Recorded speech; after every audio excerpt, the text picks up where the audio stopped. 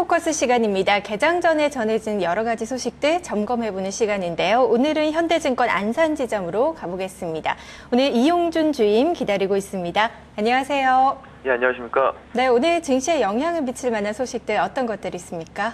예, 최근에 실적 우려로 급락을 했었던 락앤락이 반등을 하는 모습입니다. 국내에서는 소비 위축으로 3분기 매출이 감소하였으나 중국 쪽에서는 전년 동기비 23%를 성장하며 증가했던 모습입니다. 중국 쪽 실적 우려를 잠재우며 성장한 모습을 보였기 때문에 이 모습 좀 좋아 보입니다.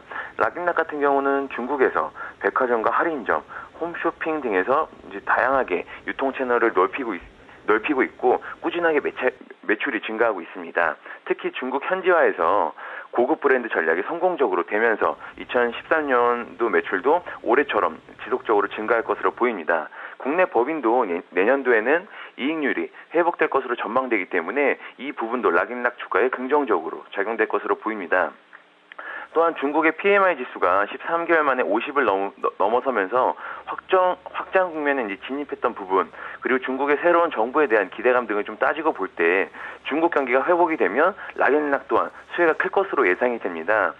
개인적으로 23,800원의 지지가 좀 확인이 되면 일부 계속 매수를 해나가는 방법도 좋아 보일 것 같습니다. 두 번째입니다.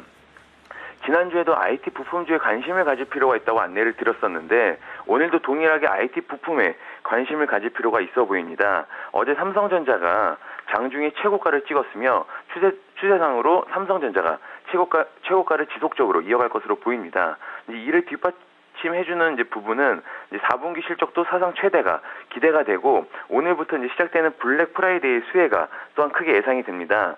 삼성전자의 상승은 IT 부품주에게도 큰 호재가 될 것으로 보입니다. 어제 같은 경우 삼성전자가 내년도에 플렉서블 디스플레이를 탑재한 스마트폰을 출시할 그 가능성이 있다라는 뉴스와 함께 관련주가 상승을 했는데 쉽게 말하면 이제 휘는 핸드폰이라고 보시면 됩니다. 이렇듯 새로운 스마트폰의 출시 가능성은 내년도에 스마트폰의 성장이 더욱더 기대가 되는 부분이고 무엇보다 태블릿 PC 성장이 내년도에 눈에 띄게 증가할 것으로 예상이 됩니다. 그래서 그에 따른 부품주가 더 관심을 갖게 되는데 이제 대형주로 좀 안내를 드렸던 이제 반도체 부분에 SK 하이닉스 그리고 디스플레이 관련돼서 LG 디스플레이 그리고 방금 전 서두에 안내드렸던 삼성전자 그리고 삼성전기, LG전자 등이 지속적으로 대형주에 관심을 가질 필요가 있어 보이고 중소형주로는 이제 터치 스크린 관련된 일진 디스플레이, 미래나노텍, S맥, 그리고 카메라 관련 옵트론텍, 파트론, 하이비전 시스템, 디지털 옵틱,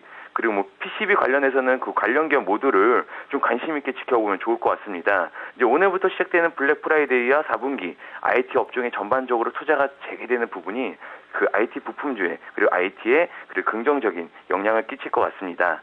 마지막입니다. 10월에 국제선 여객이 역대 최대치를 기록하였습니다.